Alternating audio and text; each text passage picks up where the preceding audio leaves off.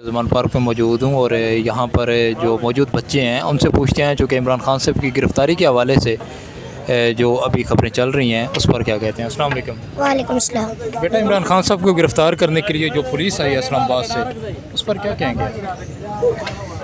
ये जहाँ मर्जी से आ जाएंगे, इमरान खान को गिरफ्तार नहीं करते रहे। ये इमरान खान को गिरफ्तार कर ही नहीं सके, इनकी इतनी जुर्रत ही नहीं है कि ये इमरान खान को गिरफ्तार कर सके। नहीं, चूँकि पुलिस यहाँ पर मौजूद है, इस्लामाबाद की पुलिस, और आईजी इस्लामाबाद भी कह चुके हैं कि हमारी सूरत गिरफ़्तार करके ही जाएंगे। तो नहीं, ये कर ही नहीं सकते। हम यहाँ पे बैठे हैं, करें यहाँ अभी करें। आपका कैमरा दिखा सकता है यहाँ कितने लोग हैं। और अगर कोई हुकूमत ने इस तरह की हरकत की तो क्या रद्द-ए-अमल आएगा? इसको लिए ये सामान तैयार। ये लोग, इनकी इतनी जुर्रत ही नहीं है।